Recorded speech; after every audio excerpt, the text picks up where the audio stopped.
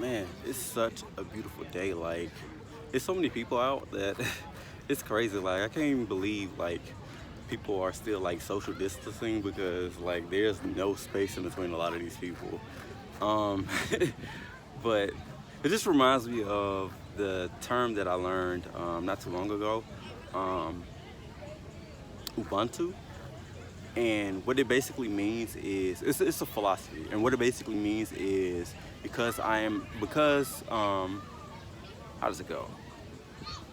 I am a person because of other people, which means because other people are aware of me and around me, I am who I am and what I am. It's like being in society defines who you are, like whether you're a brother, sister, husband, wife, doctor, um, Buddhist, male, um, gender, non-binary, gay, straight, whatever. Like because I know other people, because other people are aware of me, and I'm aware of other people. Um, we basically are people. I don't know if I'd explain that the best way, but yeah, this kind of reminds me of that. And another thing that I want to discuss, was just like really quick, was the concept of equanimity. And the reason why I want to discuss this concept is because, for one, I embraced the concept again weeks ago. But the other night, it just made way more sense to me in a grander scheme of things. Like at the end of the day, everyone that you see is an actor, without exception to anyone, and they're in this movie playing this role, but they're not necessarily aware of, let's say, the fourth wall, like the outside world, in the sense that there is a world that exists specifically, or yeah, I'm gonna describe it like that. There's a world that exists specifically to view the people on the stage, which is usually us. Like we're the audience, but at the same time we're the actors. Like we play dual roles, but you have to reach a level of understanding to basically see that everyone that you see is basically in a movie playing a role, and they're not necessarily aware of their particular character in that sense. Like they don't know that they're the villain in the movie, or they don't know that they're the protagonist in the movie, unless it's like one of those movies that basically the protagonist is aware of his role, but they don't know that they play these roles. We see them as these roles, but that doesn't necessarily mean that they see themselves as these roles. But everything is playing its part. Everything, regardless of whether you term it good or you term it bad, everything has its purpose. Whether it's, for instance, social distancing or even COVID-19, all these things have their role. All these things have their purpose. You can even look at people like Donald Trump, Bill Gates, um, and even like Hitler, people like that. You could say they're just playing a role, but it's not anything. I'm sorry, this is like distracting me. It's like it's like a bug crawling on me, but yeah.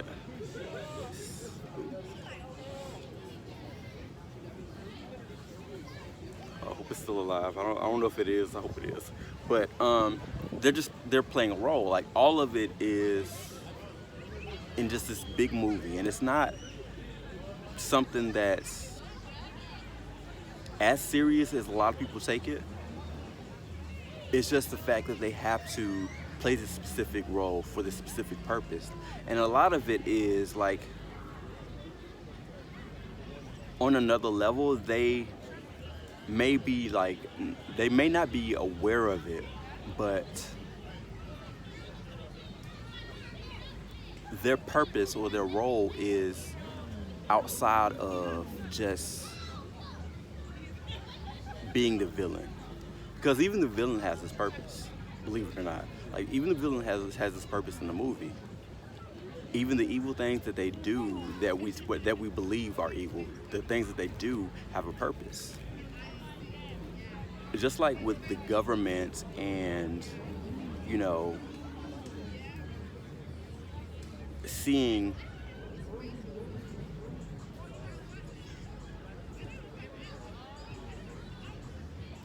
us as people that they serve.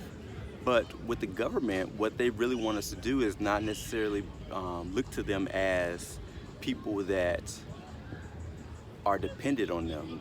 The government's role is to be, in some cases, a parent to the people, but we're meant to be an equal to the government in the sense that we're meant to be looked at as someone or a people who can govern themselves. But until we do that, we have to look to the government to take care of us in different ways. And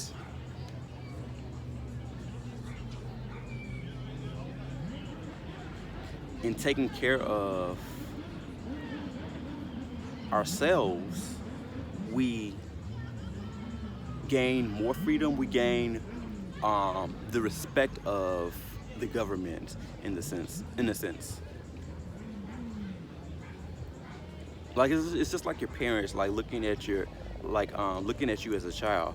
Like at a certain point, you grow up to be able to take care of yourself, and you speak for yourself, and you do things that you want to do that maybe your parent doesn't agree with, but they start to look at you as someone who can take care of himself or herself and make his own decisions or her own decisions.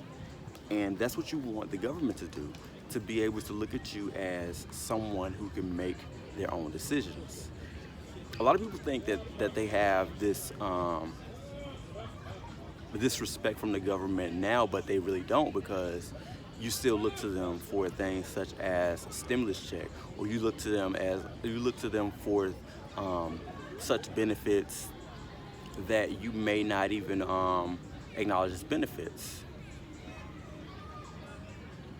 But even beyond the government, it's just like, I want to say in a spiritual sense, like you have to get to a certain level where you're able to govern yourself and speak for yourself and love and have compassion for others. Like things that you're supposed to be taught as a child, that either you learn as a child or you grow up and you learn, gradually to love yourself and to love other people and to be able to be in a community of people and to respect and to be able to help and to share things with without the need of war or any ill feelings or hate or anything like that, because you're supposed to cooperate with other people. You're supposed to be able to be in a community with people and there not be any type of tension or any type of negativity.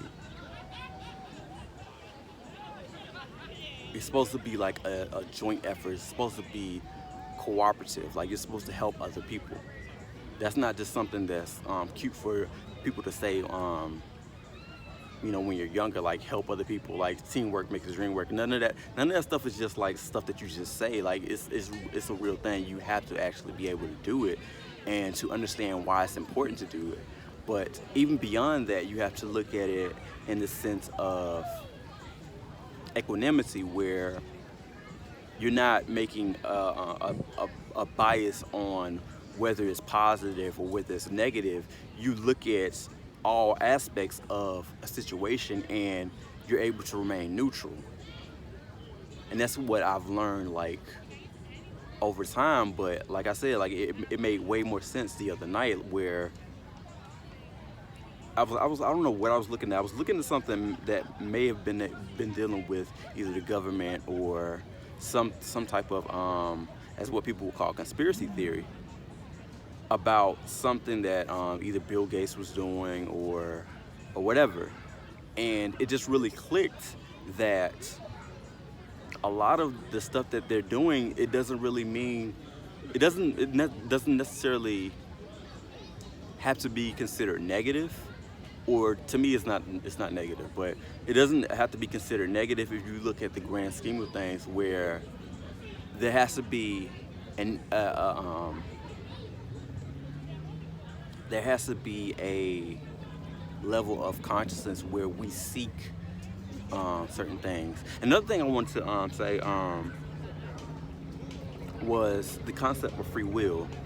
With the concept of free will, like, you have to be able to decide for yourself what's best without any pressure or any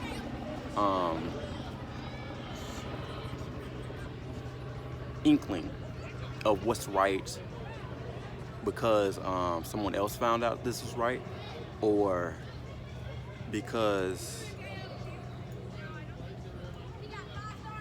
you think that this is the right thing because someone else is doing it. You know what I'm saying? Like, it has to be something where you make a conscious decision, and you go through whatever you need to go through to figure out that this is the best decision, or this is the right decision. But no one can actually influence you to do so. And a lot of people who are really conscious understand this, and they don't try to influence people to do a specific thing. If anybody ever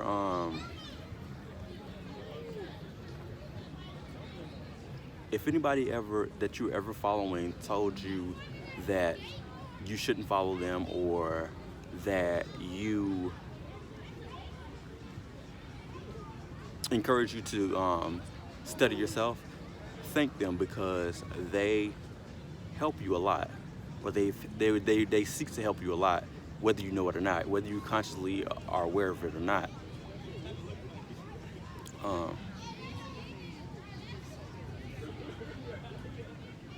But yeah, with the free will, like, I was gonna say, like, I was gonna use an example, like with movies. A lot of messages are relayed to us through movies, because they can't come right out and tell us that certain things are the way they are, because if they do, either we would change our behavior based on the information provided, and it's not a true decision on our part. It's influenced by what they've told us is true, rather than it being something that we've come to the conclusion on based on our own decision making, our own logic, our own rationale, or our own feelings, or whatever it is that inside of us that tells us that this is the right thing, opposed to something else. And that happens like a lot. Like, a lot of things are told to us in movies and in songs, but we can't be flat out told what is right or what is wrong. We have to be able to make the decision for ourselves. But even with that, there is something inside of us, like, if we have a strong inclination towards wanting to know the truth will find you, regardless of who you are or where you are. It will find you. You have to always believe that, like, no matter what happens to you, like, the truth will find you. And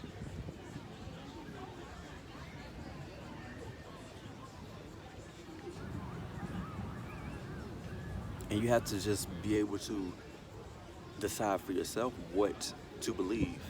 But it'll come to a point where you're not just believing, you'll actually know. You'll have it in your heart that this is what's right, opposed to that is what's right, or that is what's wrong, or whatever case may be. You'll have it in your heart, and you'll know what it means to be right or wrong, or whatever.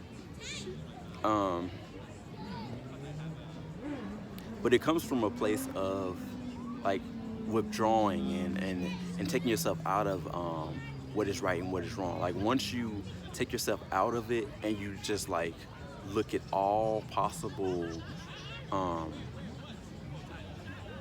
viewpoints and perspectives, you see that either what you believed was right or correct